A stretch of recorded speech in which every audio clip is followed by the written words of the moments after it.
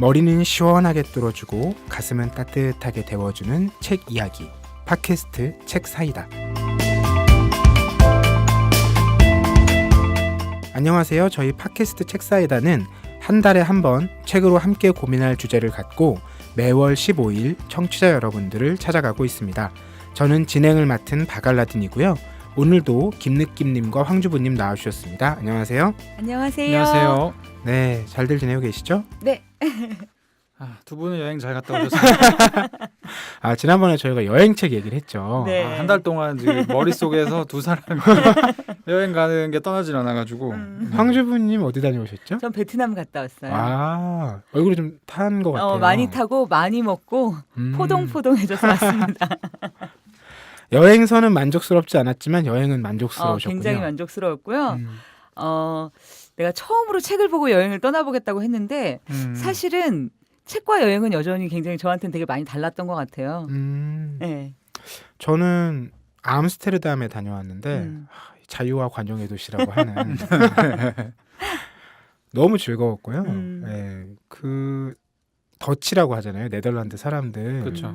뭐 키도 크고 자전거 많이 타고. 근데 이 사람들이 전체적으로 굉장히 쾌활하고 활기차더라고요. 이렇게 쭈뼛거리는 사람들이 하나도 없어요. 그래요? 네. 먼저 이렇게 들이대고 말 걸어주는 사람들이고, 제가 갔을 때 그 네덜란드에 이런 국경일 같은 날이 있었어요. 그래서 대중교통이 이제 시간이 바뀐 거예요.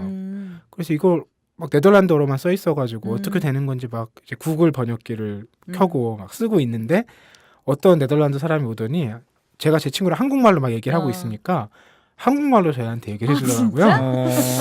K-팝 팬인가? 그래서 저희한테 트램 곧 온다. 제가 온다고? 그러니까 다시 온다 기다려. 어메이징한 경험인데요, 진짜. 너무 재밌었어요. 기분 좋으셨겠다. 그리고 제가 전 도시 여행을 가면 보통 첫날에 그 도시에 있는 서점에 갑니다. 그 마지막 날엔 도서관에 가거든요. 이번에도 그 네덜란드 암스테르담에 있는 암스테르담 공공도서관에 갔는데 그 암스테르담 공공도서관이 그 풍경 때문에 굉장히 유명해요. 그러니까 서가들이 있고 그 서가를 둘러싼 이제 가죠. 건물 외벽 근처로 좌석들이 배치되어 있는데 그 좌석들이요. 다 무슨 호텔 스카이 라운지예요. 앞에 운하가 통유리 창에 이렇게 보이고 그 앞에 소파 같은 게 하나씩 있는 거예요. 와우. 그래서 너무 공부하고 싶은 생각이 들더라고요. 그래서 역시 이게 유럽 다른가? 이런 생각을 했다가 아니지. 내가 병산서원에 갔을 때도 여기라면 공부를 하겠다라는 생각이 들지 않았나? 이런 생각 들어서 너무 재밌었어요. 저는 가서 제일 기억에 남는 장면이 그 마블 마운틴이라는 그 오행산이라는 그 대리석으로 만들어진 산이 있는데요. 사실 저나 남편이라 좀 게을러서 뭐 이렇게 액티비티를 전혀 안 하는 편이에요. 그냥 가서 이렇게 널브러져 있다가 오는 스타일인데 그냥 모르고 동굴에 들어가서 사람들을 따라가다 보니 하늘로 나는 좁은 그 동굴을 기어 올라가서 나올 수밖에 없는 거예요. 그러니까 뒤로도 갈 수 없고 앞으로만 가야 하는. 근데 평소에 알았더라면 절대 하지 않았을 체험인데 막상 해보고 나니까 그 경험이 너무 즐거웠어요. 그래서 가장 기억에 남는. 네, 왠지 그 한 분이 소외되고 있는 것 같으니까. Sorry. 저는 딸과 함께 딸이 저의 몸을 이 산사막 기어오르는 기어오르고 산에서 막 방뇨를 하고 이런 경험들 어메이징한 경험들 굉장히 재밌는 경험들 많이 했습니다. 뭐 지난 한 달도 각자 다 알차게 지내고 있었군요. 저희 지난 방송에 또 댓글이 있었어요. 그 종현님이라고 예전에 저희 16회 때 사랑 이야기 기억나요. 사랑을 책으로 배워도 되나 이 주제 가지고 얘기했을 때 댓글 남겨주셨던 분인데 정말 이런 아름다운 사연이 도착했어요. 수많은 사람들의 조언 덕에 운 좋게도 초등학생 5, 6학년 때 같은 반을 다니면서 짝사랑을 하다가 졸업을 하고 얼굴을 본 지 13년 만에 재회한 초등학교 동창과 예쁘게 연애를 하고 있습니다. 뭐 다른 글은 별로 중요한 것 같지 않고요. 이걸 저에게 알려주고 싶으셔서 댓글 남겨주신 것 같아요. 그러면서 이 지난 방송에서 김느낌님과 황주부님의 사랑에 관한 폭넓은 이야기가 저희 사랑에 대한 가치관에 적지 않은 영향을 미쳤다는 생각이 들었고 그래서 책사이다에서 나중에 기회가 된다면 사랑 2 2편을 진행해줬으면 좋겠다. 이런 의견 남겨주셨어요. 뭐 어떻게 받아들여야 될지 예, 이 얘기를 인상 깊게 들었다고 하면 굉장히 험난한 앞날이 기다리고 있는 그리고 참 그 책이 제대로 전달되지 않았다고 말씀해 주셨는데 그때 저희가 메일을 드렸었는데 연결이 잘 안 돼가지고 요번에 연결을 해서 예전 책과 또 지난 방송에 저희가 얘기했던 책 함께 보내드렸으니까요. 재미나게 보시고요. 본인의 사랑2 이야기도 또 댓글로 남겨주시면 저희가 사랑2 주제를 정하고 이제 다음에 한 번 더 시도할 때 도움이 되지 않을까 싶습니다. 자, 저희 뭐 근황 토크 나눠봤는데요. 이어서 산책 판책 이야기 해볼까요?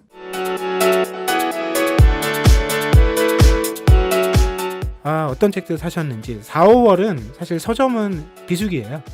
3월 성수기가 끝나고 비수기로 접어드는 시점이라서 큰 베스트셀러도 별로 없고요. 3월이 왜 성수기죠? 신학기. 신학기니까. 그러니까 사람들이 어쨌든 서점에 오니까 와야 다른 책도 사잖아요. 온 김에 뭐 사가는 거. 네, 그 최고 성수기예요, 3월이. 그러고 나니까 이제 4, 5월은 좀 가라앉죠. 문재인 대통령 취임 1주년이 지금 서점가를 살리고 있습니다. 취임 1주년을 맞아서 그 자서전 문재인의 운명 특별판이 나왔고 훌륭하신 분이에요.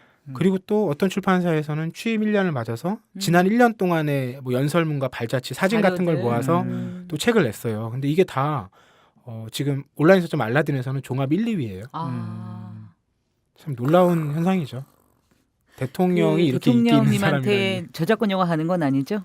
문재인의 운명 자서전은 저작권료가 가죠. 저작자니까 인세가 가죠. 그 취임 1년 같은 경우. 그거는 대부분 다 공공 저작물이라서 자유롭게 쓸 수 있어요. 상업적으로도. 네. 살려면 전자를 사는 게 팬들의 입장에서는 좋다. 뭐 이런 얘기를 제가 해설을 해드리는. 자, 이 비수기에도 여러분들 책을 또 사셨겠죠? 어떤 책 사셨는지 궁금한데요. 저는 좋은 산문의 길 스타일이라는 네. 책을 샀습니다.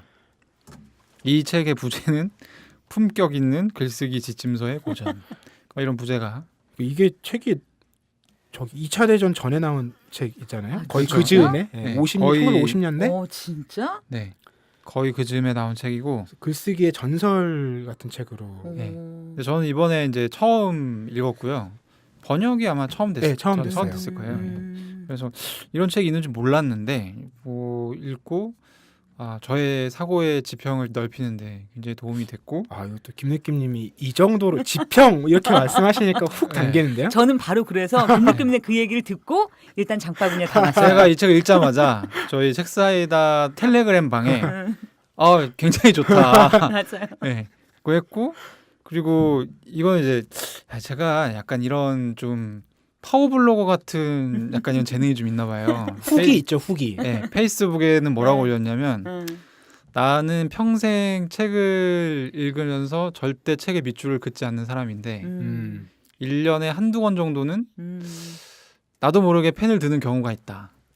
올해는 이 책을 보고 처음 펜을 몇 번 들었다. 이렇게 썼죠. 했더니 또 저의 그 친구들이 얘기 사란 얘기야. 네, 그랬더니 저희 친구들이 담았다 장바구니에 이런 댓글을 해서 이 책이 굉장히 좋은데 굉장히 좋은 책의 특징은 뭐가 좋다는 설명을 명료하게 하기가 좀 힘들어요. 맞습니다. 네, 정말 좋은 책일수록 그런데 이제 저는 그렇게 얘기할 수는 없으니까 몇 가지 점을 좀 정리해 보니 일단 약간 비유하자면 왜 그런 삼국지에 그런 일화 나오지 않습니까? 그 제갈공명이 내가 없을 때 어려움이 닥치면 열어보도록 해라. 3개의 비단 주머니를 주는데 비단 주머니를 깠을 때 정말 왜 이런 얘기가 적혀 있는 거지? 라는 대목들이 나오죠. 이 책에서 얘기하고 있는 글쓰기의 요령들이 제가 여태까지 봤던 어떤 책에도 나오지 않은 약간 생뚱맞는 얘기가 많고요. 이거 책 속에 이렇게 무협지처럼 해도 되는 겁니까? 그러나 적확한 얘기입니다. 네, 그러나 적확한 얘기. 그러니까 저는 그래도 좀 좋은 글들 많이 읽고 저도 저의 생각을 표현함에 있어서는 뭐 무리 없이 할 정도로 글을 이렇게 어렵지 않게 쓴다고 생각을 하는 편인데 요런 사람이 읽기에 굉장히 좀 인상이 깊게 남았던. 그럼 저 같은 사람 읽기에는 어떨까요? 어, 저는 글쓰기를 두려워하고 아시잖아요. 네. 그래도 그러니까 어쨌든 가야 되는 이 뭐라 그래야 돼? 산인 거죠. 그리고 이 책은 그 글쓰기뿐 아니라 이렇게 영어로 글 쓰는 분들 계시잖아요. 네. 이런 분들한테는 이거 한국어판으로 읽어도 굉장히 배울 점이 많아요. 왜냐하면 기본적으로 영어 글쓰기를 전제하고 쓴 책인데 뒷부분에 가면 10장인가 11장에 가면 그 운율에 대한 얘기가 나오거든요.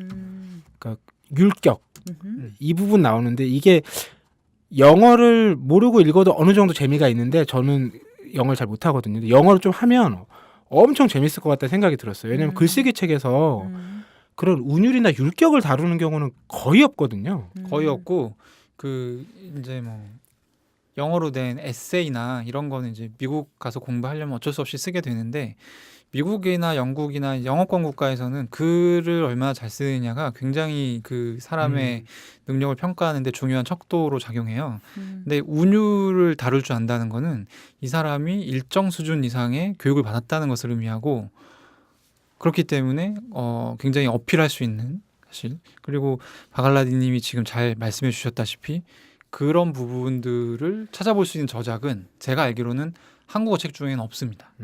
그래서 굉장히 유용한 측면이 있고요. 무엇보다 이 책에서 마음에 들었던 것은 이 책에서는 이제 이 책의 이름이 이제 스타일이에요. 제목이 스타일인데 스타일이 뭐 여러 가지 뜻이 있겠지만 보통 글쓰기에서는 문체를 얘기하거든요.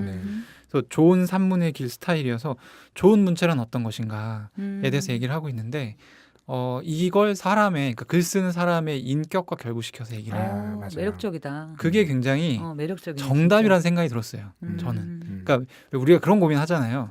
저 사람이 글은 좋은데 인격은 참 쓰레기. 그런 얘기 많이 하죠. 네, 이런 얘기 많이 하잖아요. 근데 그런 경우는 없다는 거예요. 네, 그럼 어떻게 해석해야 되지? 그런 경우는 없고. 맞아요. 네, 그러니까 그러니까 그 스타일 어떤 문체라는 것이 그 사람의 내면이 오롯이 반영되는 것이다. 그럼 쓰레기란 얘기예요? 아니면 오해란 얘기예요? 무슨 얘기예요? 그러니까 그 도대체? 만약에 저 사람이 실제로 인격이 굉장히 개차반인데 거기에 대해서 뭔가 매력을 느낀다라고 하면 그 나의 안목이 아직 이르지 못했음 인 것이죠. 그래서 이 책에 대한 소개를 제가 페이스북에 올리니 아니나 다를까 어떤 분이 질문을 달아주셨어요. 실명을 밝힐 수 없는 어떤 작가가 흑화되기 전에 그분이 굉장히 글쓰기로 유명하신 분이신데 흑화되기 전에 네, 그분이 흑화되기 전에 책을 하나 샀다. 근데 그분이 공교롭게 사자마자 흑화가 돼서 그 책을 읽지는 않고 있다. 이런 사람의 책을 읽어야 되겠냐 말아야 되겠냐. 네. 참고로 이 작가의 이니셜은 KJS. KJS. 네, KJS였습니다. 그래서 제가 말없이 이 책의 그 소제목 중 한 장을 찍어서 보내줬죠. 예. 문체의 기초, 인격. 네. 그러니까 이 책에서 문체를 그렇게 표현해요. 문체는 인간이 타인과 접촉하는 수단이다. 그리고 나서 다시 한번 정리하는데 문체는 단어라는 옷을 입은 인격, 그러니까 발화 속에서 구현된 인품이다. 멋지긴 한데. 그래서 저는 와 진짜 뭐라 해야 돼? 그러니까 이 책의 장점을 하나 더 소개하자면 이 책은 굉장히 확신에 차 있어요. 그러니까 글쓰기라는 건 정답이 없거든요. 제가 알기로는. 근데 이렇게 확신에 찬 어조로 얘기하는 사람 저는 처음 봤어요. 근데 근데 그 말들이 제가 생각할 때는 틀린 말이 아닌 거예요. 그리고 그러니까 뭔가 이게 그냥 글쓰기만 놓고 보는 게 아니라 우리가 어떤 세상을 살아가면서 사람을 만나고 물론 이제 글이라는 거는 그 어떤 사람을 만나는 하나의 매개이죠.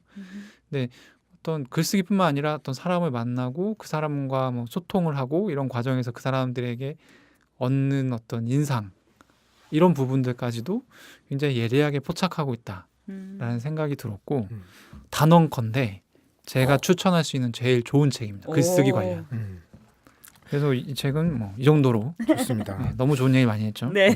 김느낌님께서 산책으로는 그 F.L. 루카스 메멘토 출판사에서 나왔죠. 좋은 산문의 길 스타일 소개해 주셨고요. 황주부님은 어떤 책 사셨어요? 저는 사실 이번 달에 책을 한 10권 정도 샀어요. 어이구. 그런데 이제 왜냐면 이렇게 일 때문에 항상 나는 왜 이렇게 책을 읽는가 계속 약간 자괴감에 무슨 일이 생기면 그 일 때문에 책을 갖다가 어떤 주제에 대해서 막 사모으게 되잖아요. 그래서 이번에 이제 그리스 신화, 그리스 미술, 뭐 그리스 예술 이제 이런 책들을 한 10권 정도를 샀는데 오늘 제가 소개해드릴 책은 아쉽게도 그 안에 있는 책이 아니라 제가 전에 사놨으나 미쳐보지 못하고 그런 책들이 있죠. 프롤로그만 줄쳐놓고 이제 그 책들을 함께 읽으면서 다시 읽다가 아 이건 꼭 한번 소개했으면 좋겠다는 책이 있어서 그 책을 소개하고 싶은데요. 바로 김상봉 선생님이 쓴 그리스 비극에 대한 편지라는 책이에요.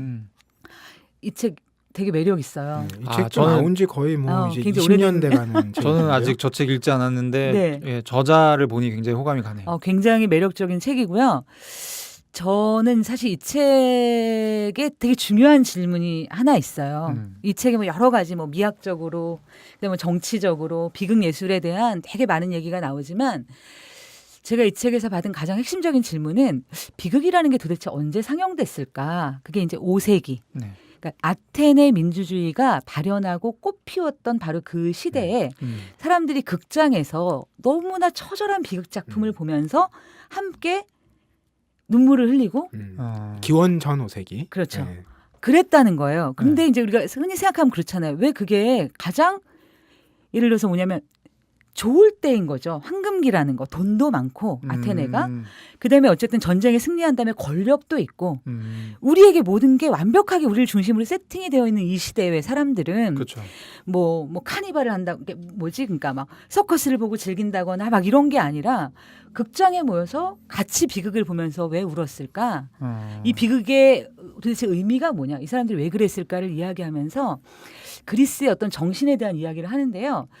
저는 어떻게 보면 이 안에서 이제 개인과 시민 공동체에 대한 이야기를 하고 있어요. 제가 이제 뭐 이걸 다 정리해서 너무 방대한 얘기이기 때문에 다 정리해서 얘기할 수는 없지만 오늘의 우리 이따 주제책하고도 연관이 되고 스스로 자유로운 개인이고 깨어있는 시민이기는 원하지만 왠지 공동체만 들어가면 저는 사실 살짝 되게 거부감도 있고 뭔가 그 공동체와 나 사이의 관계를 잘 해명 못하는 저의 굉장히 해묵은 고민이 있는데 이 책을 보면서 그 고민의 어떤 실마리를 한번 찾아봤던 그런 책이 아닌가 해서 다른 분들에게도 혹시 도움이 될까 해서 추천해 드립니다. 네. 네. 저도 오랜만에 산책 하나 소개하고 싶은데 제가 암스테르담 여행에서 돌아와서 첫 출근하는 날 아침에 회사에 무거운 발걸음을 끌고 억지 발걸음을 끌고 출근을 했죠. 출근해서 제가 가장 먼저 한 일이 뭐냐? 다음 갈 도시를 생각했습니다. 와우. 간지남이에요. 생각하다가 전 뭐 특별히 이유가 없어요. 늘 갈 때. 그냥 떠올라요? 네, 상트페테르부르크 여기 가야 되겠다. 이런 생각이 든 거예요. 당연히 이제 상트페테르부르크에 관련된 책을 또 사는 가보셨죠? 의식을. 네, 이거 여행선 아니고 그 18세기 러시아 작가가 쓴 책이 있어요. 소설인데 르뽀와 가까운 소설, 르뽀에 가까운 소설인데 페테르부르크에서 모스크바로의 여행이라는 책이 있습니다. 그래서 그 페테르부르크에서 모스크바까지 실제로 이동하면서 당시 러시아 사회의 실상을 이제 비판적으로 그려낸 책인데 처음 보는 책이에요. 그냥 페테르부르크를 검색을 해가지고 관련된 책 중에 뭔가 마음에 당기는 책 일단 산 거예요. 지금 와 있는데 아직 열어보지는 않았습니다. 그래서 이 책을 저는 산 책으로. 네. 뭐 또 전생에 뭐 그런 게 연관이 있지 않나요? 그런 선택을 할 때는. 역시 근데 다가오는 게 가끔 있는 것 역시 같아요. 유럽의 맥락도 귀족이었나? 없이. 좋습니다. 오늘 산책 판책 네. 각자 한 권씩 이야기 나눠봤고요. 이어서 주제 톡으로 넘어가 보겠습니다.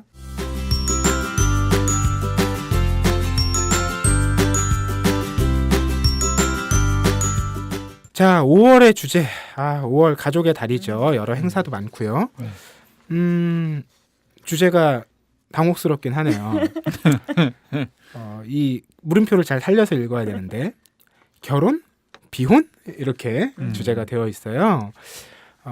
옛날에는 이제 미혼이란 말 썼지만 요즘엔 비혼이란 비혼. 말을 그렇죠. 더 적극적으로 쓰고 있죠. 그래서 저희가 이제 결혼과 비혼을 둘러싼 여러 가족의 이야기들을 좀 나눠볼까 하는데 네. 제가 그 비혼에 관련된 책들을 좀 찾아보니까 비혼을 제목에 직접 담고 있는 책은 막상 별로 없어요. 뭐 부제나 이제 차례에서 담고 있는 책들은 좀 있는데 몇 점 꼽아보면 대표적인 게 그 일본의 사회학자인 우에노 치즈코하고 미나시타 기류 두 사회학자의 대화를 나눈 책 비혼입니다만 그게 어쨌다고요. 이게 대표적인 최근에 나온 비혼 관련된 책이에요. 이 책에 그 우리에겐 언어가 필요하다를 썼던 이민경 저자는 이런 추천사를 붙였습니다. 결혼하지 않는 사회는 낭만과 관계와 사랑이 사라진 사회가 아니라 그저 결혼이 사라져가는 사회다.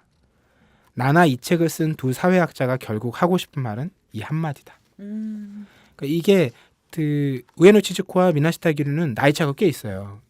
그리고 서로 이제 경험의 시대도 다르고 이 두 사람이 겪은 이 비혼의 삶 그리고 본인들이 이제 사회학자로서 또 여성학자로서 계속 그 주변들을 둘러봤을 거잖아요. 그런 얘기를 계속 주고받는데 이 책에서 얘기하는 핵심은 이런 것 같아요. 결혼이라는 게 어떤 시대에 적합한 가족제도였다는 거예요. 그 적합한 가족제도가 우리 생각엔 굉장히 오래된 것 같지만 그렇지 않다라는 거예요. 이렇게 얘기하거든요. 지금의 이 결혼 형태는 인류 역사에서 결코 보편적이지 않았다. 그런 사고방식과 결혼 형태는 남성이 가족을 부양할 수 있을 정도의 임금을 받고 여성에게 일하는 것을 허용하지 않았던 근현대 고도 성장기에 만들어진 굉장히 예외적인 사례다. 이렇게 반대로 해설을 하거든요. 그러니까 우리가 너무 당연하게 생각하고 있는 지금의 결혼 제도가 오히려 굉장히 예외적인 상황이고 그러니까 상황이 조금 변했기 때문에 그 결혼에서 벗어난 상태에 대한 욕망이나 욕구를 갖고 있는 사람들이 나타나는 거는 너무나 당연한 거다. 이런 얘기를 펼치는 책이고요. 그 다음 책으로는 그 미국에서 활동하는 학자예요. 송재숙 교수일 텐데 이분의 혼자 살아가기라는 책인데 이 책은 인류학 연구서입니다. 번역을 또 한국의 학자가 따로 번역을 했어요. 이 책은 그 뭐 97년도 한국의 IMF 이 시기에 대학을 다니거나 졸업을 했고 그리고 이제 청년기에 그 세계 금융 위기를 겪은 이 세대들이 보면 그 학생 운동권 출신의 비혼 여성들로 이 사람은 정리를 합니다. 그래서 이 시대를 겪었던 사람들을 이제 취재해서 그 사람들의 노인 상황들을 정치 경제학적으로 분석을 하는데 이분의 분석 중에 눈에 띄는 대목은 이런 거예요. 한국의 비혼 여성들이 독립적인 주거와 삶을 획득하는 것의 어려움, 한국 사회에 강력한 영향력을 갖고 있지만 그에 비해 주목되지 않았던 한국의 독특한 주거 금융 시스템, 자본주의의 획일화된 삶의 양식에서 벗어난 자유로운 삶을 꿈꾸는 것이 어떻게 신자유주의가 요구하는 유연한 노동과 결합하게 되는지 이 부분이 되게 재밌는 맥락인데 그런 거죠. 그러니까 예전에 다 취업해서 이제 평생 직장으로 살아가고 이런 게 현실적으로 안 되기도 하지만 우리가 그런 것을 벗어나고자 하는 어떤 욕망도 있었잖아요. 그게 신자유주의가 요구하는 유연한 노동하고 결합이 되면서 우리를 오히려 이런 상태로 만들어놨다라는 거죠. 그래서 이게 한쪽이 구조가 일방적으로 개인을 그렇게 만들었던 것도 아니고 개인이 뭐 구조와 상관없이 그렇게 막 나갔던 것도 아니고 이 두 개가 그 시대를 거치면서 잘 맞아떨어져서 이 혼자 살아가는 여러 사람들의 모습이 나타났다라고 이 책은 얘기를 하고 있고요. 그리고 마지막 한 권은 나 홀로 부모를 떠안다라는 책입니다. 이 책은 좀 다른 맥락의 책인데 이제 부모님을 슬슬 부양해야 될 어떤 연배에 있는 분들이라면 이 책 읽으면 굉장히 공감이 갑니다. 특히 그래요? 저도 굉장히 그랬거든요. 이 일본 작가 야마무라 모토키라는 사람이 쓴 책인데 이 책에서 얘기하는 게 개호라는 게 있어요. 개호. 개호. 그 이제 일본에서 쓰는 용어인데 간병과 수발을 포함해서 돌보는 일을 가리키는 말이에요. 근데 주로 부모를 돌보는 일인 거죠. 근데 이런 거예요. 일본도 한국처럼 비혼하는 사람들이 많이 있으니까 형제가 여럿 있잖아요. 그럼 이 역할을 누가 맡느냐? 결혼해서 자녀가 있는 사람은 이 역할을 안 맡는다는 거예요. 그렇죠. 왜냐하면 자기 자녀를 부양해야 되니까요. 그러면 혼자 살고 있는 비혼의 사람이 그 역할을 결국 맡게 되는데 이 사람은 완전히 고립된 상태에 놓인다는 거예요. 왜냐하면 그 부모랑은 지금 아주 편한 방식의 유대관계나 소통이 어려울 거잖아요. 그렇죠. 아프고 점점. 그렇죠. 앞으로도. 네. 그런데 나는 그 힘듦을 들어주거나 나눌 사람이 주변에 아무도 없는 다른 가족이 없으니까요. 그리고 친구를 만날 시간도 더 줄어들죠. 부모 수발을 해야 되니까. 이런 상태에 놓인다는 거예요. 그래서 간병, 살인 이런 이제 사회적인 문제가 생기기도 하고 이런 분들이 스스로 목숨을 끊는 일도 많이 생기고 이런 문제도 다루고 있어서 뭐 우리가 비혼이라는 걸 딱 결혼 상태에만 지금 그 연배에만 한정해두고 얘기를 했지만 그런 상황이 이제 부모와 연계됐을 때 어떤 상황으로 이어질 수도 있는지 이런 것 좀 재미나게 볼 수 있는 책이었어요. 네. 그리고 최근에는 그 비혼을 넘어서 이제 비출산이라는 말을 제목이 쓴 책도 나왔어요. 송가연이라는 한국 작가가 쓴 책인데 제목이 오늘도 비출산을 다짐합니다. 한 대목을 읽어드리면 이렇습니다. 네. 여자에게 임신, 출산, 육아, 퇴사는 도미노다. 임신이라는 첫 번째 말이 쓰러지면 출산, 육아를 거쳐 마지막 말 퇴사가 쓰러지는 것은 시간 문제다. 임신을 한 순간부터 출산 그리고 양육에까지 이르면 내 삶은 사라지고 집에서 아이를 기르는 삶밖에 남지 않는다. 근데 저는 사실 이런 얘기를 들으면서 우리 사회가 정말로 스펙트럼이 넓다라는 걸 정말 많이 느껴요. 무슨 얘기냐면 왜 비슷한 책들 엄마가 아니어도 괜찮아라는 책을 제가 이렇게 좀 훑어봤어요. 네. 근데 거기 보면 이제 사람들이 끊임없이 너무 집요하게 물어본다는 거예요. 왜 아이를 낳나? 이제 어디 가도 누구를 만나도 너무나 집요하게. 근데 사실은 한편으로 그런 사람들이 굉장히 많기도 하지만 그런 질문을 사실 애를 안 낳았지만 받아보지 못한 사람들도 꽤 있는 것 같아요. 저는. 그러니까 이게 무슨 한국 사회는 뭐 사람들이 다 이런 것만 질문해. 왜 결혼 안 하니? 왜 아이를 낳지 않아? 이렇기도 하지만 한편으로는 이미 그런 걸 물어보는 게 너무 촌스러운 거예요. 심지어 가족 안에서도. 이게 공존하는 사회가 한국 사회가 아닌가. 그래서 한편으로는 저는 책 제목들이 약간 너무 방어적이 아닌가? 저는 출산을 안 했잖아요.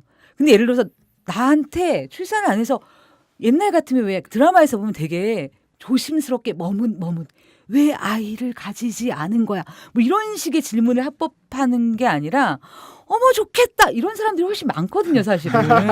이거 저는 사실 말씀하신 거에 동의하는데 이렇게 얘기하면 제가 굉장히 욕을 먹을 것 같기도 하지만 용기를 내서 얘기를 해보면 왜 결혼을 하지 않아라는 질문은 사실 굉장히 티피컬한 전형적인 질문이고요. 둘 사이에 어떠한 다른 대화 주제가 없을 때 나오는 것 같아요. 그러니까 물어보긴 물어봐야겠는데 물어볼 게 없는 거죠. 그렇죠. 네. 그러니까 그 질문을 듣는 분은 이제 만약에 내가 그 질문을 들었다면 난 좀 반성할 것 같아요. 얘가 지금 나한테 물어볼 게 없는 거예요. 그래서 그냥 호구조사처럼 의례적으로 그냥. 의례적으로. 그리고 이제 친척들이 만나서 너 왜 결혼 안 해? 그러니까 그것도 제가 주변을 살펴보면 저의 경우도 그렇고 평소에 소통이 잘 되는 그래서 어느 정도 그 질문 말고 다른 질문을 할 게 있는 상황에서는 나오지 않아요. 그 얘기가. 근데 그 질문 자체가 되게 권력적이잖아요. 나는 결혼해서 일가를 이루고 너희 세대를 낳았는데 왜 넌 결혼을 하지 않아? 라는 함의가 깔려 있죠, 물론.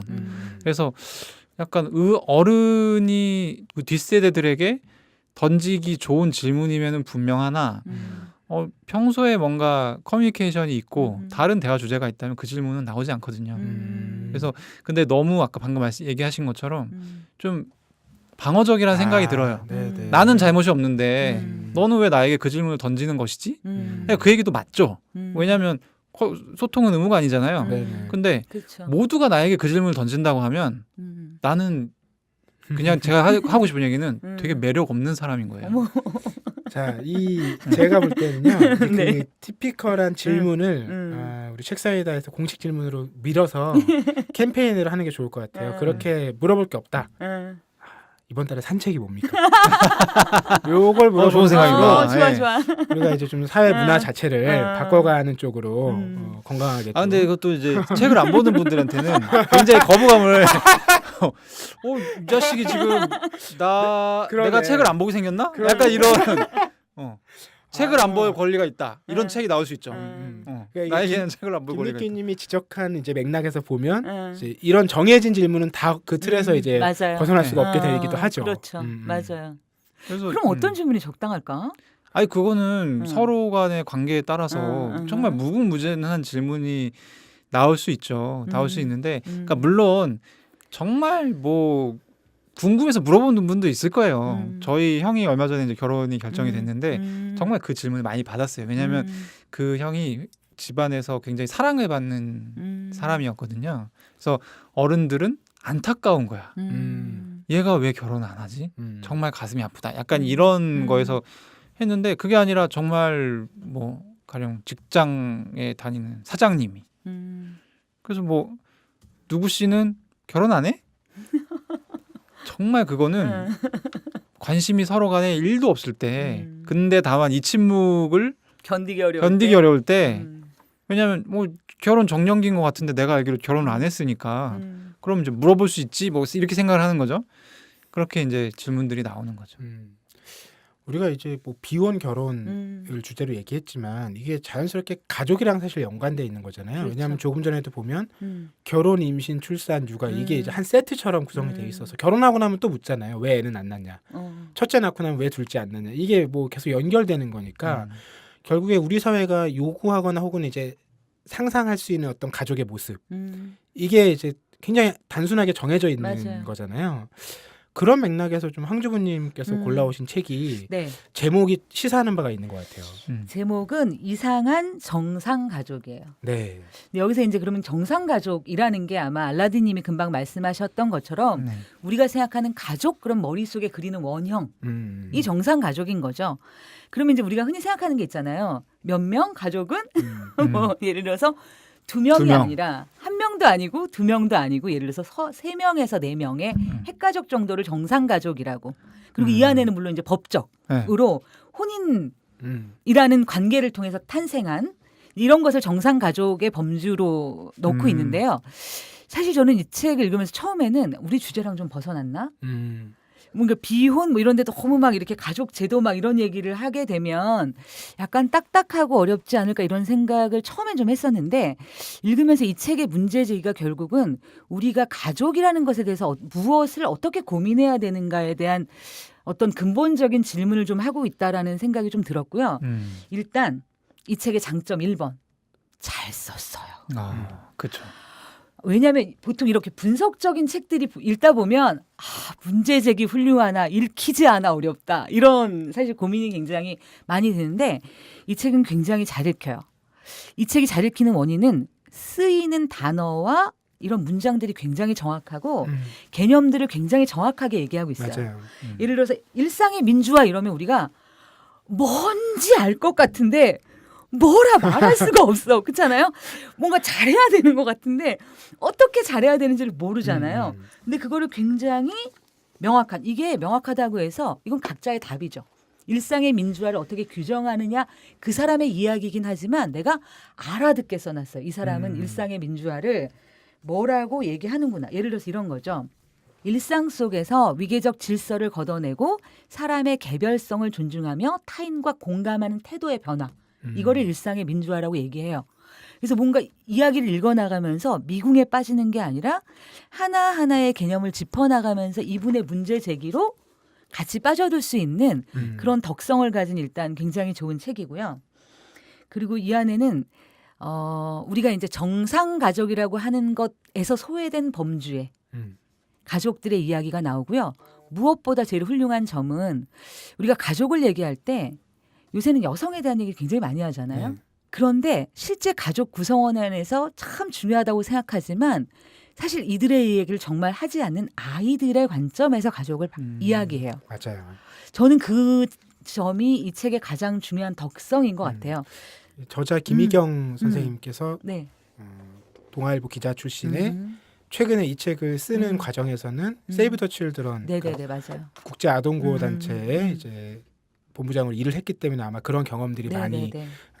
녹아 들어간 음, 그런 맥락이 아닐까 싶네요.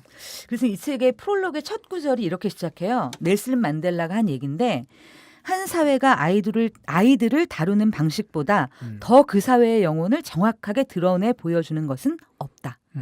그래서 이제 우리나라에서 우리 가족 안에서 아이들의 지위와 위치와 이들이 어떤 존재로 다루어지는가를 통해서 단지 아이들에 대한 얘기만이 아니라 지금 우리의 가족의 현 주소를 적확하게 분석하고 그다음에 거기에 대한 어떻게 보면 대안 그 고민을 통해서 도대체 우리는 무엇을 이루어야 하는 것까지 나아가는 책인데요.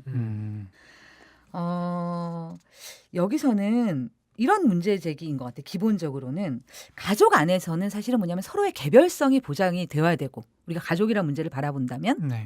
그리고 가족을 넘어서는 관계에서는 사실은 뭐냐면 다양성이 존중받는 사회가 우리가 살만한 세상이라고 할 텐데 왜 우리는 그것이 안 되는가?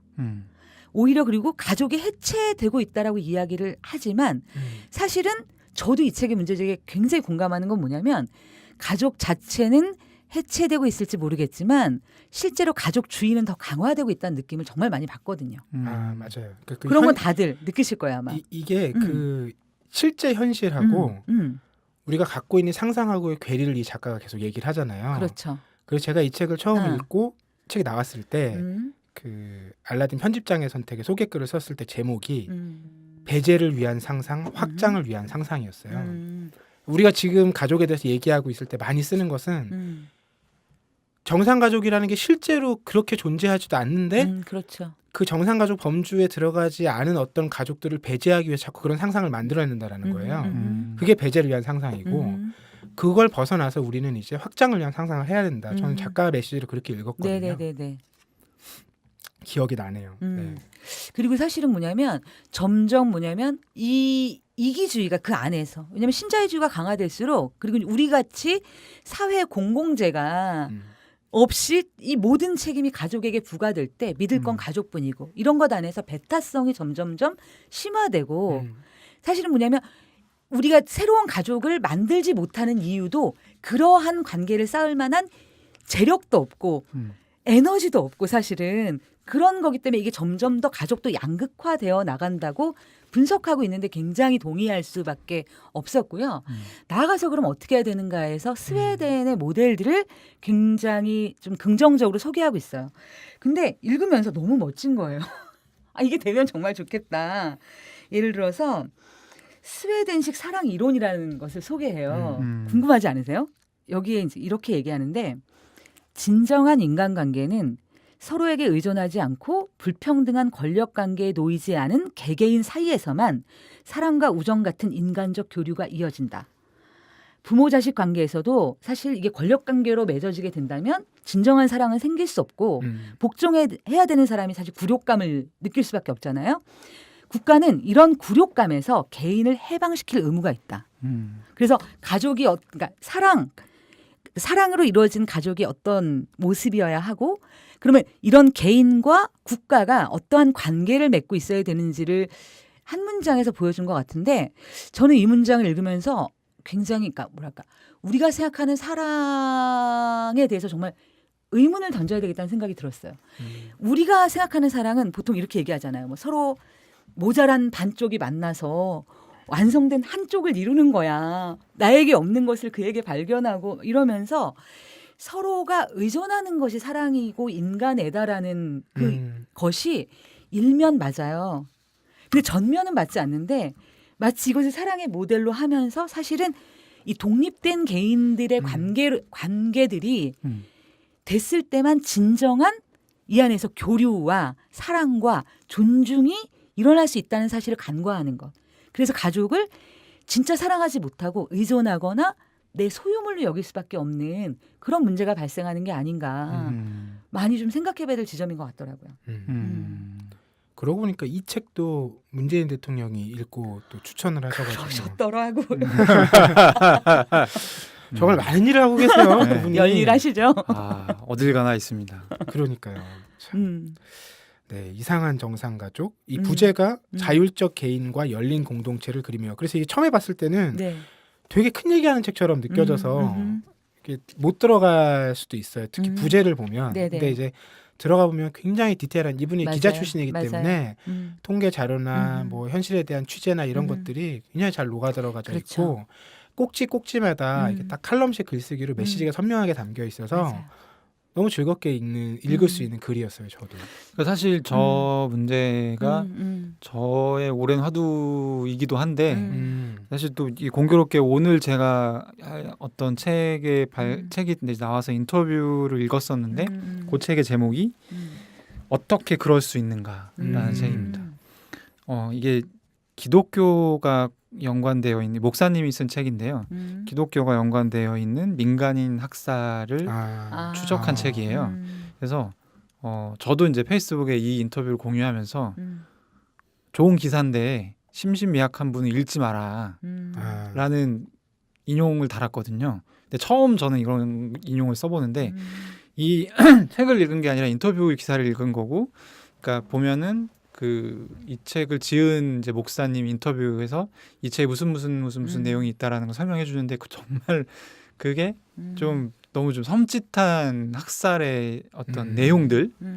그래서 이 사람이 얘기하고자 하는 거는, 이 사람 목사니까 목회를 할 거잖아요. 예배를 드리는데 어느 날은 같은 동네에서 예배를 하는데 분위기가 좀 싸하더라는 거예요.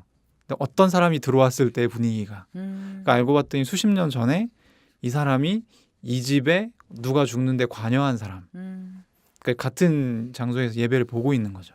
그러니까 이 사람 인터뷰 중에 한 부분을 따서 얘기를 해보면, 전쟁 세대는 권력과 기득권 세력이 자신의 안정과 생존을 위해 국민과 이웃을 학살하는 걸 목격했다.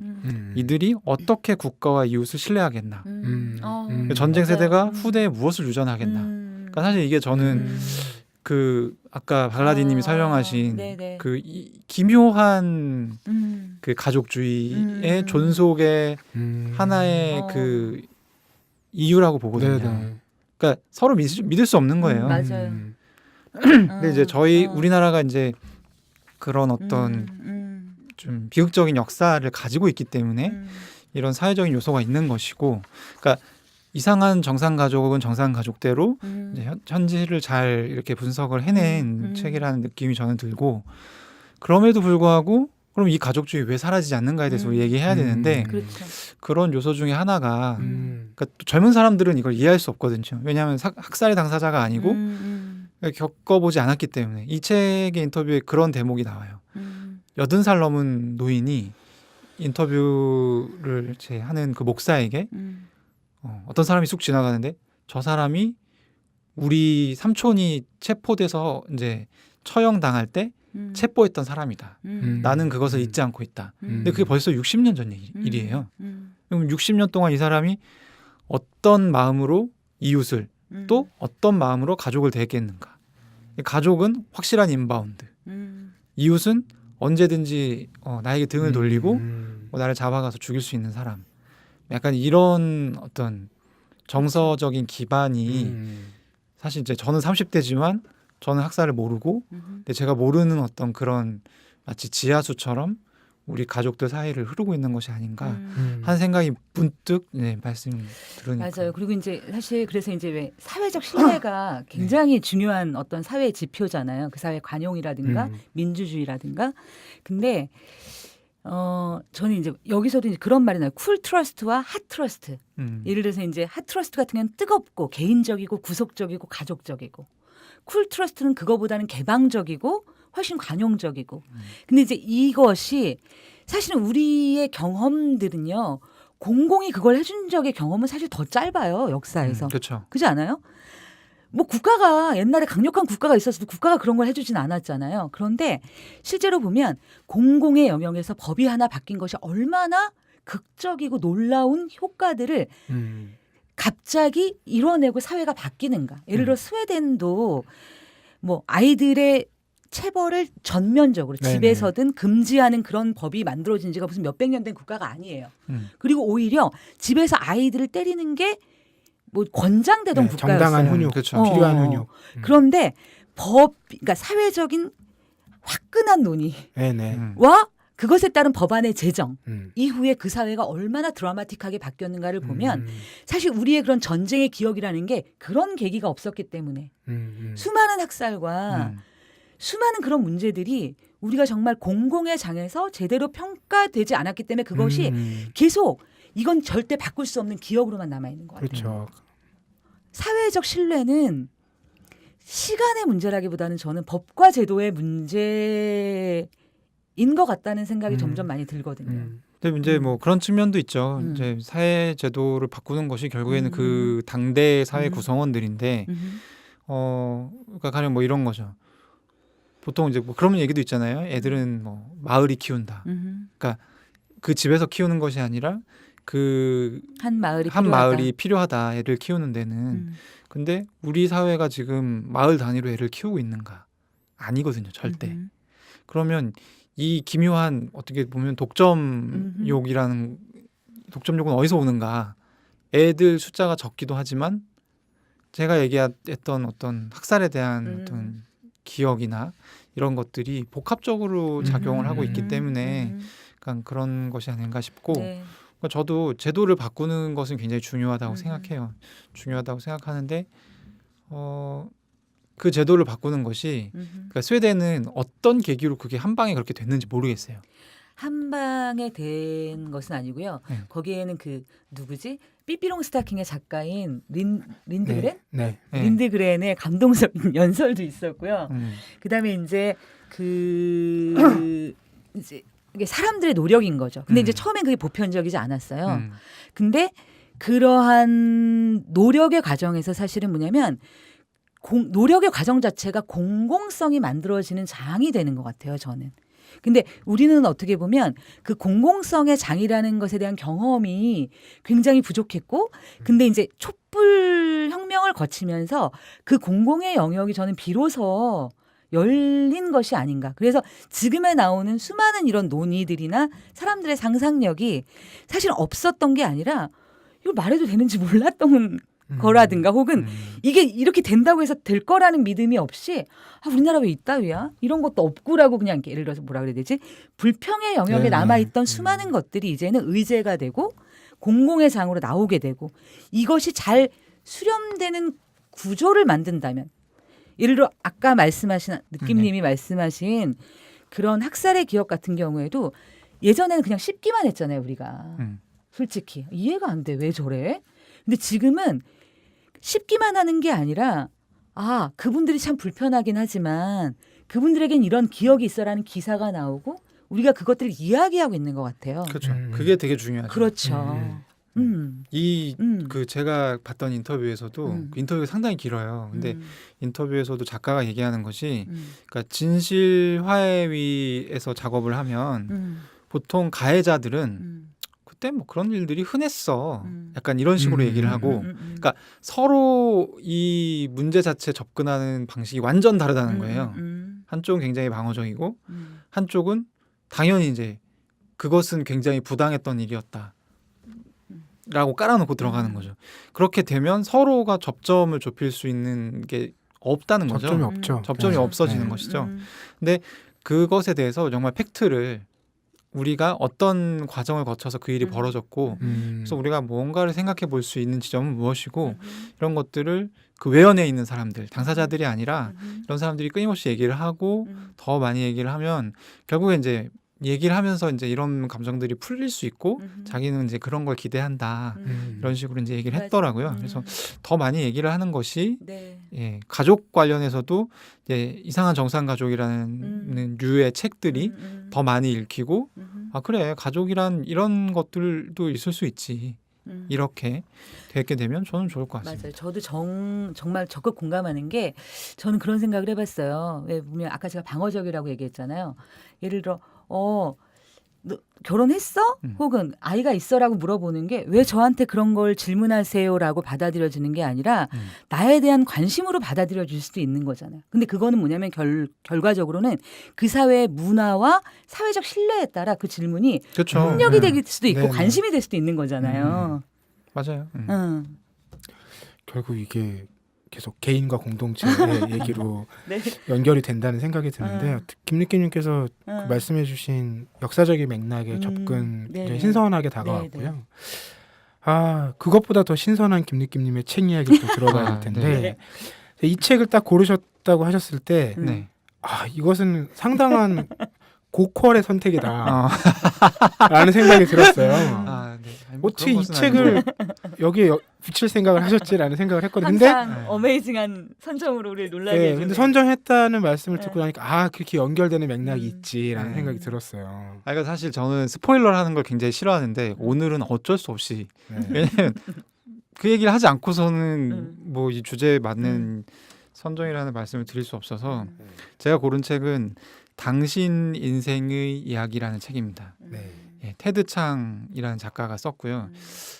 검색을 해보시면 뭐 이 책이 워낙 유명한 책이어서 테드 창이 굉장히 유명한 SF 작가예요. 네. 그래서 국내에도 팬이 굉장히 많고 당신 인생의 이야기는 이 사람이 지은 SF 소설 집인데 이 사람의 책 중에 가장 유명한 책이고 당신 인생의 이야기라는 소제목을 가진 사실 작품이 이 안에 있습니다. 이제 이 책의 대표격인 책이고 대표격인 셈이고 저는 이제 이 단편 소설이라고 해야 되나 중편 소설에 대해서 이제 말씀을 드릴 건데요. 얼마 전에 이게 콘택트라는 제목의 영화로 네. 개봉이 됐죠. 또 개봉이 됐죠. 얘기를 하려면 좀 몇 가지 장치가 필요해서 황주부님에게 질문을 드리면 저 준비하지 마세요. 네, 우리는 미래를 알 수 없잖아요. 네. 근데 혹시 결혼을 하셨잖아요. 지금 네. 결혼하시기 전에 이렇게 살 거라는 걸 아셨나요? 몰랐어요. 그렇다면 네. 결혼을 하기 전으로 돌아가서 지금 음흠. 멘탈리티로 음흠. 내가 결혼을 하면 이렇게 살게 되겠군. 다시 결혼을 선택하시겠습니까? 저는 생각했던 것보다 더 잘 살고 있어서 하길 다행이다라고 생각하죠. 물론 이제 이거는 해피엔딩인데 네. 네. 이 책에서는 약간 언해피엔딩한 결말을 다룹니다. 그러니까 어차피 스포일러 하기로 마음 먹은 거 다 까버리면 네. 이 당신 인생의 이야기라는 책은 어떤 언어학자가 외계인을 조우하는 얘기예요. 그래서 외계인을 조우해서 그들의 언어를 배우고 그들의 언어의 특성 때문에 미래를 보게 된다고 하나요? 그래서 자신에게 일어날 일을 알게 됩니다. 아주 직설적으로 얘기하자면 자신이 누군가와 결혼을 해서 딸을 낳고 그 딸이 어떻게 크고 결국엔 죽게 된다는 것을 자신보다 먼저 죽게 된다는 것을 알게 돼요. 그리고 그러니까 아직 일어나지 않은 일이니까 이 사람은 선택을 하지 않을 수 있잖아요. 결혼을 합니다. 그래서 저는 이 책과 이 책은 저도 이제 SF 이 테드 창이라는 작가를 잘 몰랐는데 제가 좋아하는 그 친구가 SF 덕후여서 그 친구가 샀다고 해서 따라 샀어요. 그래서 저는 이 책에 무려 초판을 가지고 있습니다. 초판 1쇄를 가지고 있어요. 그래서 알고 보니 이제 초판 1쇄였는데 그때 책을 보고 이 책 되게 약간 동양적인 느낌이 있다. 네, 테드 창이라는 이름은 중국계 미국인인가 그렇거든요. 중국계 미국인이어서 그런지 약간 동양의 그런 느낌이 좀 있다라고 생각을 했고 결정적으로는 몇 년 전에 개봉한 컨택트라는 영화가 이 책을 정말 잘 표현을 했습니다. 그래서 그 영화를 보고 또 한번 깊은 생각을 했죠. 그리고 어쩌면 내가 생각하는 결혼의 본질이 이런 것이 아닌가. 그래서 인도의 철학 용어 중에 흔히 이제 카르마라고 해서 이제 이런 건 판타지 게임에도 많이 나와서 잘 알려진 용어인데 보통 업이라고 하거든요. 업이고 절대적인 어떤 운명을 의미하는 표현이에요.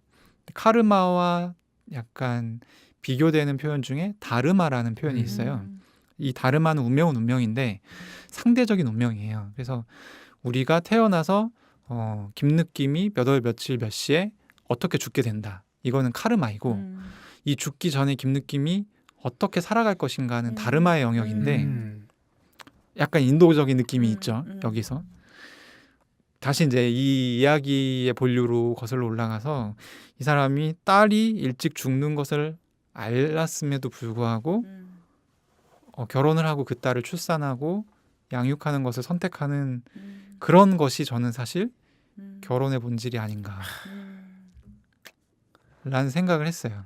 그래서 그 결혼의 본질이 아니라 인간 삶의 본질 아니에요? 아니, 근데 뭐 크게 다른- 어긋나지 않는 네. 얘기죠. 안에 다 포함되어 근데 있는 저는 얘기구나. 저 정도 깨달음까지는 가지 못했는데 제가 그 결혼에 대한 지금 현재 이른 깨달음은 이런 것 같아요. 어떤 거? 제가 몇 년 전만 해도 저도 굉장히 아까 표현대로 한 방어적인 이제 태도를 많이 취했던 사람인데 뭐 결혼 이렇게 물어보면 뭐 집을 한 채 해주면 내가 적극적으로 고려를 해보겠다든지 자본주의적 방식으로 저는 이렇게 공격적으로 한 얘기를 친구한테 해줬더니 친구는 굉장히 현명하게 풀어가더라고요. 어떻게? 자기 결혼식에 갔는데 이제 고모가 와서 결혼 얘기를 묻는 거예요. 그래서 이 친구는 이걸 굉장히 부드러운 방식으로 표현하더라고요. 아, 그러게 고모 나도 결혼해야 되는데 사람들인데 돈이 없네. 고모 좀 모아둔 돈 넣을 돈 좀 있냐. 그랬더니 고모가 바로 다른 사촌에게 갔다고 이런 얘기를 들었는데 저는 결혼식이 몇 년 전만 해도 결혼식 갈 때마다 이 부질없는 짓을 진짜 저 사람들 자기가 무슨 선택을 하는지도 모르고 지금 앞으로 펼쳐질 일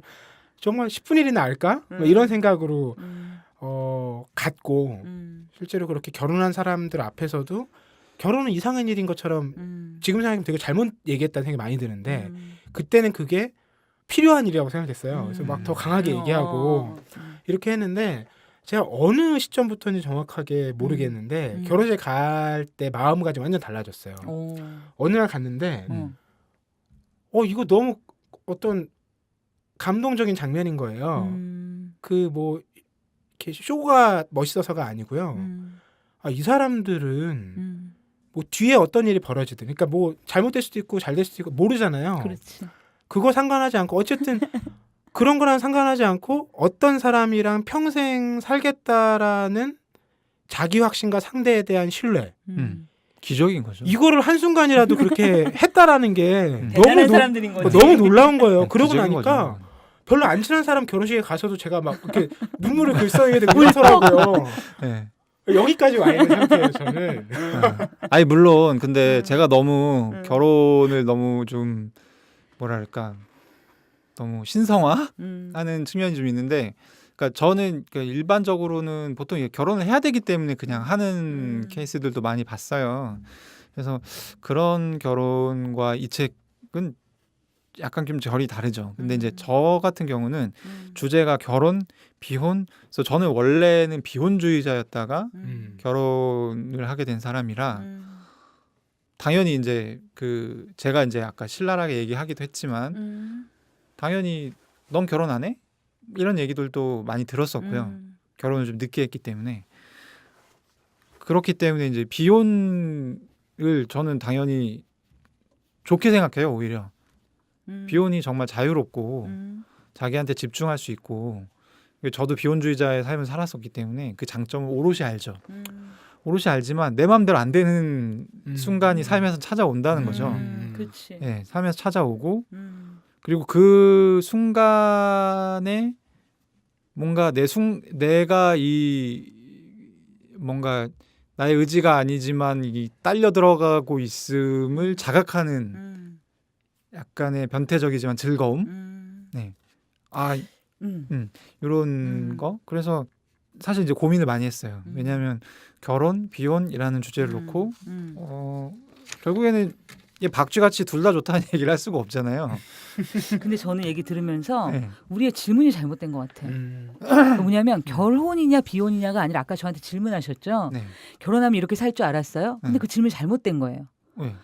내 남편을 만나서 내가 이 사람과 살아서 어떻게 될 거지, 그게 결혼은 아니었던 거예요.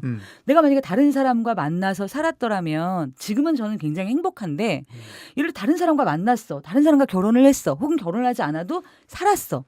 그럼 이혼했을 수도 있고 이혼을 안 해도 불행했을 수도 있고, 사실 그게 결혼이어서가 아니라 사실은 내가 누군가와 사랑하고 함께 살려는 결심을 가지고 그냥 행위를 했기 때문인 건데 그걸 결혼이냐 아니냐의 틀로 계속 결혼하면 어떻고 비혼은 이거 자체가 사실은 굉장히 오히려 그 틀이 좀 아닌 것 같아요. 지금 근데 생각해보니까. 약간 그런 측면도 있어요. 그러니까 그러니까 저 같은 경우는 비혼이다가 굉장한 영감을 받아서 결혼에 꼴이 난 케이스인데 그냥 아무 생각 없이 결혼해야 될 것 같아서 했는데 그래서 삶에서 다가오는 굉장히 빡셈, 그치. 속의 깨달음을 음, 얻는 경우도 있더라고요. 음, 그래서 어쩔 수 없음이지만 여기서 참고 견데 우리 전 세대 분들이 많이 얘기하셨던 결혼하면 어떻게든지 잘 지지고 볶고 살아야지 약간 이런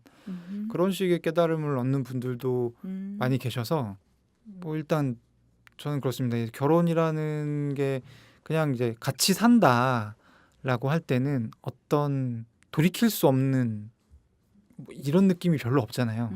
근데 제도적으로 결혼이라는 제도로 묶였을 때, 그러니까 나의 자유가 상당히 제한되었을 때, 내가 그것을 극복하게 되는 어떤 방법 그리고 이제 임기응변 이런 것에서 사람들이 이제 좀 변하기도 하고 이런 계기가 좀 되는 것 같고 그래서 참 결혼이라는 것은 일단 뭐 이렇게 보편적으로 말하기는 좀 어려운 대상이라는 게 생각이 들고 저는 저의 어떤 체험을 삼아서 저는 이제 어쨌든 이 책을 고른 거죠. 그러니까 조금 전에 이제 황주부님께서 질문이 잘못됐다라는 말씀을 하셨는데 뭐 일견 동의해요. 그러니까 그 우리가 아까 상상 얘기를 했잖아요. 그 상상이 굉장히 여전히 부족하기 때문에 그렇기 때문에 결혼 비혼이란 말에 굉장히 많은 무게를 그 말 자체에 무게를 많이 놓는 거죠. 그것이 현실에서 어떻게 그 말 안에도 굉장히 다채로운 장면들이 그렇죠. 펼쳐지는데 그렇죠. 그걸 보기보다 이제 그 말 자체에 굉장히 많은 힘을 실다 보니까 그러니까 우리가 아까 그 질문이 불편한 이유도 그 말 자체가 굉장히 많은 이제 상황과 맥락을 담고 있다고 우리가 전제하잖아요. 그렇죠. 이제 그것에서 좀 자유로워지는 계기나 상황들이 점점 많이 만들어져야 되지 않을까 싶고요. 결혼에 관련된 책 제목도 보면 대부분 그런 맥락이에요. 뭐 어쩌자고 결혼했을까? 뭐 곤란한 결혼, 뭐 결혼 시장, 뭐 이렇게 이제 대체적으로 비판적인 그냥 뭐 행복한 얘기 쓰면 사람들이 뭐 읽겠어요. 저는 아직도 그 기억나는 책 제목 중에 하나가 여자에게는 일생에 한번 냉정해야 할 시간이 온다. 그게 결혼할 때? 그렇죠. 그게 우리 사랑편에서 아마 소개했던 책일 거예요. 근데 저는 그 책 제목이 저희가 결혼식 사회 볼 때도 자주 쓰는 멘트인데 저 신부 입장할 때 제가 늘 신부 소개할 때 그런 멘트 종종 써요. 오늘 가장 크고 어려운 결단을 내리신 분이 드디어 정말? 들어오신다 이런 얘기를 하는데 비슷한 맥락 얘기가 아닌가 싶네요. 저희 오늘 뭐 잘못된 물음이 아니었나라는 얘기도 했지만 네. 결혼 비혼이라는 이제 주제를 가지고 물음을 가지고 이야기 나눠봤는데 황주부님께서는 김희경 작가의 이상한 정상가족 네. 그리고 김느낌님께서는 테드 창의 소설 당신 인생의 이야기로 말씀 나눠주셨고요. 저희 오늘은 주제톡 이야기에 연결해서 그 주제 랭킹쇼도 조금 이야기를 해볼까 싶습니다. 제가 주제 랭킹쇼에서 드리고 싶은 말씀은 이거예요. 결혼보다는 가족인데요. 이 가족의 여러 그 구성원과 관계의 양태가 있죠. 물론 우리 대부분 이제 부모 자식 간의 이야기가 가장 많은데 제가 부모 자식 간의 관계를 생각해 보니까 대부분 엄마 얘기인 것 같아요. 책이 조사를 해봤어요. 제가 엄마 딸, 엄마 아들, 아빠 딸, 아빠 아들 이렇게 검색을 해봤어요. 그랬더니 아니나 다를까 엄마 딸이 제일 많아요. 엄마 딸로 검색을 하면 한 200여 종의 책이 나옵니다. 근데 엄마 아들 이게 2위거든요. 근데 아빠 딸과 거의 비슷해요. 엄마 아들이 한 100종. 반 정도? 네. 아빠 아들도 한 100종 돼요. 아빠 딸이. 그리고 아빠 아들이 예상대로 근소한 차이긴 한데 가장 적어요. 이거 자체가 이 관계에 대한 고민이 현실적으로 어디에서 더 많이 일어나고 있느냐도 보여주지만 누구에게 더 많은 부담으로 쥐어주고 있느냐도 보여주는 것 같아요. 특히 엄마 딸 관계는 최근에는 그런 책이 많이 나왔어요. 이게 여성주의, 그러니까 페미니즘 이슈와 연결되다 보니까 엄마가 스스로 이제 여성으로서 안타까운 부분들 갖고 있는 부분들이 있겠죠. 삶에서 느낀 부분들이 많겠죠. 앞선 시대를 살았으니까, 더 어려운 시대를 살았으니까. 근데 그것 때문에 딸에게 같은 방식의 억압을 더 심하게 하는 경우들이 우리가 상상해보면 그럴 수 있겠다 싶잖아요. 왜냐하면 본인이 피해받은 길로 갔을 때 이 딸이 겪을 이 고통이나 어려움들이 너무나 보이기 때문에 오히려 그런 것으로 전혀 가지 못하게 하는 방식으로 딸을 구속하고 억압할 수 있다라는 거죠. 그래서 이제 나온 책들의 제목이 이런 거예요. 나는 착한 딸을 그만두기로 했다. 엄마는 딸의 인생을 지배한다. 딸은 엄마의 감정 쓰레기통이 아니다. 또 왜냐하면 들어주는 것도 딸밖에 없으니까. 아들은 뭐 저도 아들이지만 대책이 없는 사람들인 경우가 많고 엄마가 전화를 하면 막 아마 자기 여자친구한테는 안 그럴 가능성이 높은데 엄마가 전화하면 일단 짜증내는 목소리를 받죠. 난 되게 바쁘다. 바쁜데 왜 전화했냐. 이런 목소리를 받는 경우들이 실제로도 많이 저도 보거든요. 주변에서. 그러니까 이런 걸 봤을 때 이 지금 한국 가족에서 힘든 상황에 놓인 사람들이 누구냐. 이걸 이런 그 책의 목록에서도 좀 볼 수 있는 것 같고 또 하나는 며느리입니다. 사위 얘기가 제목에 들어간 책 거의 없어요. 다 그렇죠. 며느리 책이에요. 요즘에 특히 뭐 며느리 사표, 며느라기 이렇게 좀 며느리들이 더는 못 참겠다. 내가 이렇게 고생하고 있다. 이런 걸 이제 고백하고 이제 토로하고 고발하는 이런 책들이 많이 나오고 있는데 이런 흐름만 봐도 지금 한국의 소위 정상가족이라고 불리는 테두리 내에서 누가 약자인지 누가 제일 힘든 상황에 처해 있는지 이런 게 좀 드러나지 않나 싶어서 재미있었어요. 네. 그렇구나. 그 20년 전에 네. 그때는 라디오 광고를 꽤 많이 했었는데 맞아요. 책 광고 라디오 책 많이 광고 했죠. 라디오 그때 이런 광고가 있었던 게 기억나네요. 난 엄마처럼 살지 않을 거야. 그건 20년 전 저의 모습이었습니다. 그러니까 굉장히 스테디한 주제라는 거죠. 네. 저 엄마 딸의 저 서사가. 네. 그리고 아빠들은 뭐 아무런 이야기가 없을 수밖에 없어요. 대화 자체가. 그리고 같은 뭐라고 할까요? 이 가족에서 이 아빠와 아들은 엄마의 사랑을 놓고 경쟁하는 관계이기 때문에 예, 그렇게 돼요. 그렇게 되고 엔간한 아버지가 아니면 엄마가 다 아들 쪽으로 돌아섭니다. 나이가 드시면. 제가 궁금한 게 있어요 여기서. 네. 그러니까 그 김리끼님도 네. 이제 아마 제 예상컨대 뭐 저랑 크게 다르지 않은 평범한 아들의 아들일 축에 거야. 계실 텐데 네. 이제 본인이 지금 네. 아빠잖아요. 예. 그러니까 본인의 자녀와의 그런 미래, 예. 그러니까 내가 이렇게 겪어온 상황이 있고 음. 내가 내전에 이제 맺어갈 관계와 시간들이 있을 텐데 네. 그런 걸 좀 상상하게 될 것 같거든요. 어떻게요? 그러니까, 나랑 딸은 어떤 관계를 맺게 그러니까 될까? 나처럼 부모를 응. 대할까? 응. 그렇게 되면 내가 부모로서는 어떤 느낌일까? 응. 저는 평소에 그렇게 생각을 많이 하면서 살지 않아요. 네, 진짜 너무 엄밀하다. 한 번도 생각을 해본 적이 없는 주제인데 이런 생각은 해본 적이 있습니다. 애가 너무 이쁘면 학교에 보내지 말아야겠다. 미치겠다. 이게 무슨 말입니까? 그래서 그런 얘기를 했었어요. 애가 나오기 전에 와이프를 닮으면 홈스쿨링, 저를 닮으면 공립학교.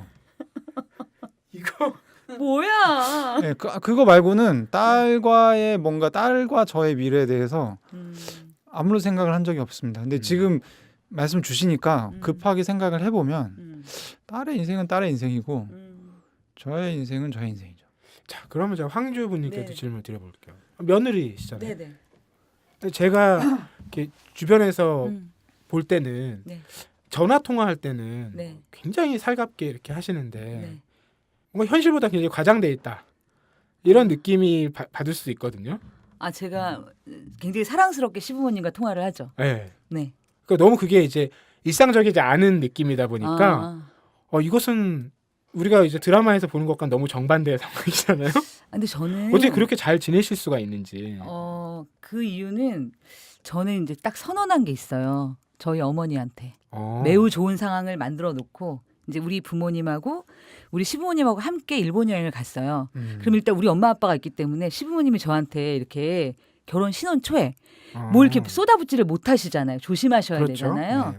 이제 그런 상황에서 이제 제가 어떻게 말씀을 드렸냐면 어머니 저는 마음에 없는 걸 못하는 사람이에요. 저는 드라마 대사 같다. 아니 저희가 원래 그럼요. 그래요. 마음에 없는 걸 못해요. 그래서 제가 제일 걱정됐던 게 정기적으로 전화해야 되는 거. 그런 거를 한다는 상상만 해도 나답지가 않고 막 어떡하지 너무 걱정이 되는 거예요. 시댁에 어떻게 전화를 하지? 그래서 그냥 저는 보고 싶으면 전화를 하고요. 전화 안 하면 안 보고 싶은 거예요. 보고 싶으면 전화 드릴게요. 근데 그러니까 이제 뭐 어쨌든 그리고 보고 싶을 때마다 전화를 드려요. 그러면 어머님이 정말 기뻐하세요. 그리고 궁금하면 본인이 전화를 하세요, 저한테. 근데 그런 게 벌써 14년, 15년이 됐어요. 그러다 보니까 지금은 정말 편하네요. 왜냐면 가족과 사람이라는 게 그러니까 저는 가족이라고 해서 특별히 뭘 더하지 않거든요. 그냥 이렇게 딴 사람 관계 맺는 거랑 적당한 빈도와 정성과 이렇게 하니까 그냥 뭐 이렇게 특별히 걸리는 건 없는 것 같아요. 그냥 마음에 있는 대로. 사랑, 예. 저는 네. 저는 약간 와이프가 뭘 좋아하잖아요. 저도 그걸 좋아하게 돼요. 여기서 이거 아내분이 방송을 듣는 거죠? 들으시는 거죠? 갑자기 갑자기 이런 멘트를 하시면 요즘- 너무 당황스러운데. 아, 저는 안 들으시는데? 방송을 사적으로. 아니야 요즘 잘 안 듣는 것 같아요. 여기서 한번 재밌는 배팅을 한번 해봐도 좋을 것 같은데. 그래서 왜 그러니까 저는 사실 저희 친엄마랑 친아빠랑은 좀 대면대면해요. 가출도 오래 했고. 근데 장인 장모님하고는 굉장히 잘 지내거든요. 근데 그게 막 제가 노력해서 그런 게 아니라 그냥 어느 날 보면 되게 좋아져 있어요. 근데 이유가 와이프가 부모님을 좋아해요. 그리고 음식도 원래는 전 이렇게 회류를 별로 안 좋아했었거든요. 근데 어느 순간 되게 좋아져 버렸어요. 그러니까 그런 좀 측면이 있는 것 같아요. 그러니까 왜 저 사람이 내가 좋아하는 사람이 뭘 좋아하면 나도 되게 좋아하게 되잖아요. 그런 거? 뭔가 저한테 물어보시진 않았지만 정리할 수 없는 결론에 이르고 네. 있다는 생각이 드는데. 근데 한 가정 너무 가지 알 수 없는 일입니다. 그런 생각은 드네요. 뭐냐면 오히려 시부모님들하고는 적당한 거리 때문에 더 좋게 잘 지내는 것 같아요. 왜냐하면 우리가 가족이 애증 관계인 경우가 되게 많잖아요. 저는 제 아빠가 너무 사랑하는데 영혼의 쌍둥이처럼 저랑 닮았는데 그래서 불편하거든요. 왜 그런 거 있잖아요. 너무 사랑하지만 보고 있는 게 괴로워. 나를 보는 것 같아서 막 뜨끔뜨끔하고. 근데 시부모님은 예를 들어서 저한테 너무 심하게 무례하게 굴거나 그러지 않으면 적당한 거리가 있고 잘해줄 수 있는 오히려 서로가 잘할 수밖에 없는 어떤 적당한 그런 거리만 것도 있는 것 같아요. 유지하면 그런 것도 있는 것 같아요. 사실은 되게 나이스한 관계일 수도 있는 것 같아요. 어떤 측면에서는. 잘 지내야만 하는 네. 관계죠. 지금 두 분께서 굉장히 그 흐뭇한 아니야 인자한 아니야 여유로운 그런 이렇게 미소를 띠시면서 저한테 막 양쪽에서 말씀을 하시는데 도통 알 수 없는 세계의 이야기라서 저도 아니 이런 걸로 생각하시면 쉬운 게 그 예전에 짝사랑 하셨던 여자분이 뭔가 좋아하기 때문에 본인도 좋아해서 좀 따라해본 경험이 없으신가요? 뭐 그런 경험 있죠. 네, 약간 그런 거랑 비슷한 거예요. 네. 참 머리로는 조금 이해가 가는데 어떤 감각적으로 제가 경험을 못 해봤다 보니까 좋습니다. 그 지금 오늘 생각해 보니까 지금만 생각해 보니까 김리김님, 황주부님 저는 지금 비혼이 되고 황주부님은 결혼을 하셨는데 아이를 출산하지 않았죠. 네, 출산하지 않은 상태고 김리김님은 결혼을 해서 출산을 한 상태고 제가 제일 드라마틱하죠. 비혼이었는데 결혼을 그러네. 했는데 아기도 낳았어. 이 안에도 이미 되게 다양한 그렇죠. 그러니까 오늘 우리가 좀 나누는 대화 중에서 공감한 대목들 또는 이제 한 명은 이렇다고 얘기하는데 한 명은 약간 고개를 갸웃거렸던 얘기들 그렇지. 이런 게 지금 우리 현실에서 뭐 결혼, 비혼, 가족을 둘러싸고 나올 수 있는 다양한 이야기들의 장면이 아니었나 싶고요. 오늘 그 결혼 비혼 주제로 나눈 이야기는 이 정도로 정리를 해보겠습니다. 저희 방송 댓글 남겨주시면 그 추첨 통해서 책 선물 드리니까요. 여러분들 자유로운 의견들 남겨주시기 바라고요. 저희 다음 달 6월에는 주제를 사전 공개하겠습니다.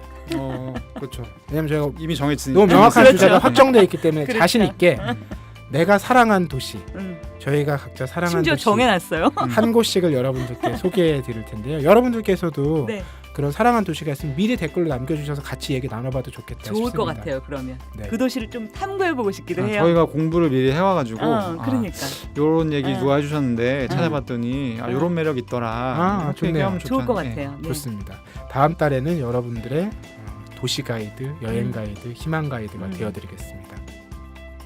네, 그럼 오늘 결혼 비혼으로 이야기 나눈 5월달 책사이다 방송 여기서 마무리하겠습니다. 감사합니다. 감사합니다. 고맙습니다. 그거 알아?